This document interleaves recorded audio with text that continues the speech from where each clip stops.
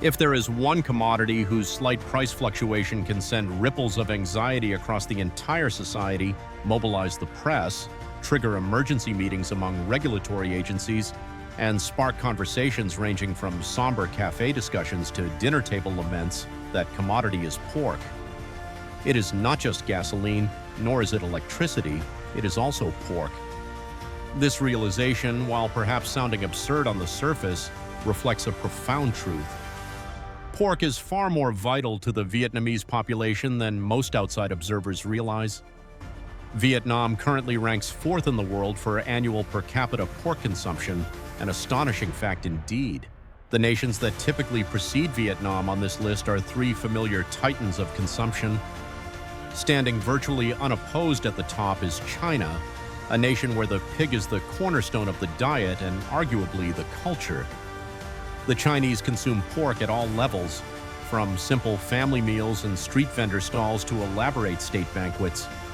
Pork features in thousands of distinct dishes, traversing regional boundaries from east to west and north to south. China's average per capita consumption hovers around 40 kilograms per year. More staggering, however, is that due to its massive population, China consumes well over half of the world's total pork supply. For the Chinese state, a shortage of pork is not merely a sign of culinary inconvenience, but a clear indicator of potential social instability. Next, when ranking purely by per capita consumption, we find South Korea. Anyone who watches Korean dramas will recognize a scene that is repeated almost ritualistically. After work, colleagues gather to grill samgyeopsal, pork belly, pouring soju and eating together. This grilled pork belly dish is the quintessential symbol of communal gathering and routine daily life in Korea. While Koreans certainly appreciate and consume expensive beef, pork remains the meat intrinsically tied to their everyday existence. Their consumption figures are also in the vicinity of 40 kilograms per person annually. Third on the list is Spain, a fascinating European representative. For the Spanish, the pig is not just a source of food, but a profound part of their national heritage. Jamon, the cured ham, particularly the revered Iberico, is a point of national pride, meticulously protected by strict laws, quality standards, and regional branding. Pork is inseparable from the country's most beloved traditional dishes, and Spain's per capita consumption also orbits the 40 kilobirus mark. And immediately following these three dominant consumers is Vietnam. Vietnam occupies the fourth position globally, with citizens consuming approximately 39 kilograms of pork per person per year, making it the highest consumer in Southeast Asia. This remarkable statistic leads directly into the core question: why exactly do the Vietnamese eat so much pork? Pork is the visual and culinary anchor of the traditional Vietnamese meal, whether it's savory braised pork, thit co, stir-fried pork, thit rang, simple boiled slices, thit luoc, sour spare ribs, sion sao, spring rolls, nem ran, grilled meat with noodles, bun cha, crab noodle soup, bun ryu, or the essential New Year's sticky rice cake, ban chung, paired with pork sausage, gio cha. Pork is the common denominator. It appears at every tier of the social ladder, from the student's budget meal costing a few dollars to the lavish centerpiece of multi-course wedding banquets involving hundreds of tables. Historically, the importance of the pig has been deeply woven into folklore and proverbs, signifying wealth and necessary capital. Phrases from traditional poetry and folk songs, often regional, speak to its essential nature. For instance, a Southern proverb might reference how no major marital or family event can be successfully settled without the resources derived from the hog. Another Northern saying about failed romantic pursuits mentions the unneeded pig and betel nut, illustrating that weddings required pork as a non-negotiable component. Furthermore, the pig was often a critical element of rural livelihoods, offering a path to self-sufficiency. Crucially, in Vietnam, the pig is a zero-waste animal. Nearly every single component is transformed into a cherished dish. Ears, snout, intestines, stomach lining, blood, trotters, bones, and fat all become culinary items. In many other global cultures, these parts are regarded as offal or even outright discarded. In Vietnam, however, they are specialties, consumed with gusto. Perhaps only the hair and the manure are left untouched. Everything else is utilized. This characteristic not only makes pork universally accessible but also incredibly versatile. When one commodity can pivot between being a main course, a side dish, a drinking snack, a religious offering, and a feature in breakfast, lunch, and dinner, it naturally solidifies its position as a dietary pillar. The Vietnamese consume pork not simply because of its flavor, but because of its unparalleled affordability and accessibility.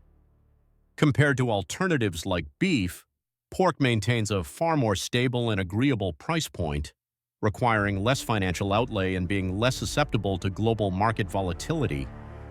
In a society where daily household budgeting remains a careful calculation for the majority, pork offers an indispensable, safe choice. Beyond cost, pork is inherently easy to process into small, manageable portions. A single cut of pork can be efficiently divided and prepared in myriad ways to feed an entire family, aligning perfectly with the communal approach to dining favored by many Vietnamese households. The historical context of Vietnam as a centuries-old wet rice civilization is key to understanding this phenomenon. Where there is rice cultivation, the entire village ecosystem revolves around paddies, ponds, and small kitchen gardens. Unlike Western countries, Vietnam lacked the vast expanses of grazing land necessary to raise large cattle herds, nor did it possess surplus, specialized feed for demanding livestock. In this environment, the pig emerged as the perfect logical choice. The pig is the ultimate agrarian recycler. It thrives on rice bran, sweet potato leaves, water hyacinth, banana stems, and the residue from brewing alcohol. It eats almost anything that humans discard. The famous saying, "He who raises pigs sleeps while he eats. He who raises silkworms eats while he stands," illustrates the relative ease and lack of demanding labor required for hog farming. More importantly, raising a pig is compact. It doesn't require trekking to fields. A small pen behind the kitchen is sufficient. In the past, nearly every family, from the modestly comfortable to the deeply impoverished, kept one or two pigs. The pig became the national livestock, manageable by anyone. In the more challenging urban environments of the past, people even attempted to raise pigs in small apartment complexes. Beyond sustenance, the pig served a critical socio-economic function in rural life. It was the family savings account or a living piggy bank. The pig would be raised until a major financial need arose: a wedding, a funeral, home repairs, paying taxes, or sending a child to school, at which point the animal was sold for much-needed capital.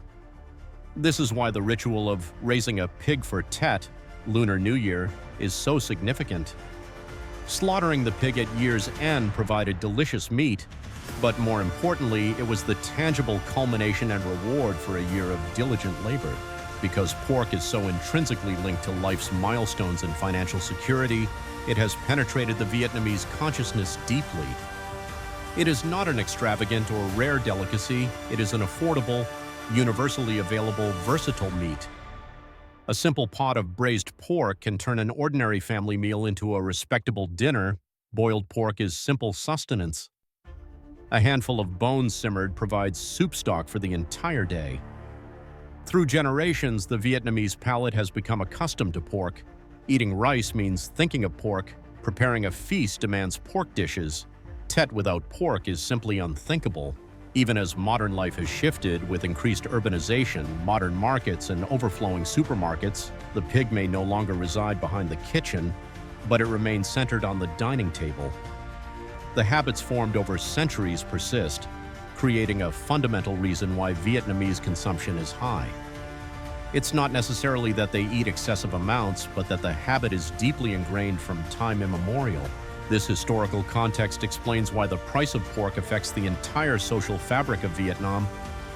In Vietnam, a rising pork price is not merely a market indicator, it is a profound socio-psychological event. Because pork appears almost daily, even a slight increase of a few thousand dong per kilogram is immediately felt by the populace. Consequently, pork has an outsized influence on the Consumer Price Index, CPI, becoming one of the most closely monitored commodities.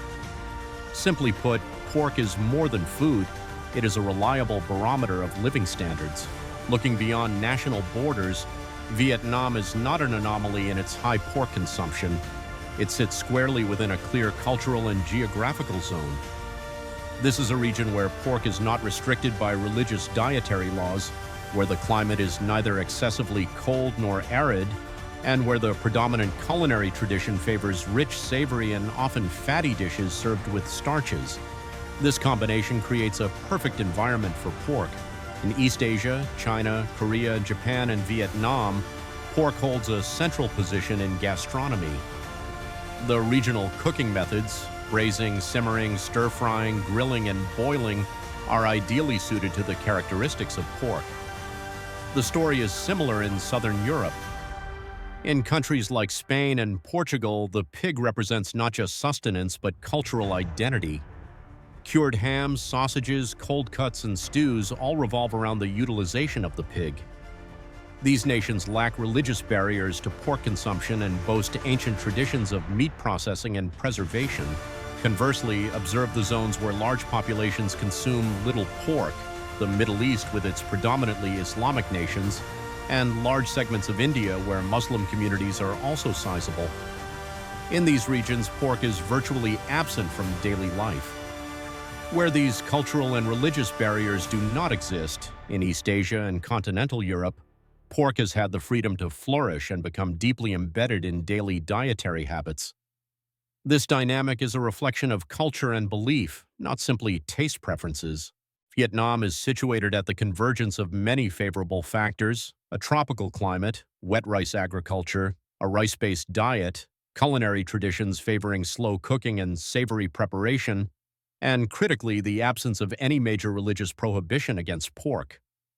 When all these conditions align, pork's rise to become the dominant meat source is practically inevitable. Therefore, Vietnam's status as the world's fourth largest consumer of pork per capita is not a strange phenomenon, nor is it evidence that the Vietnamese overeat. It is the logical conclusion of a long historical process shaped by agricultural history, economic conditions, climate, and deep-seated culinary habits. These customs were not formed in a decade or even a few generations, but have been repeated over countless centuries, cementing pork's position as an unquestioned staple of the Vietnamese diet.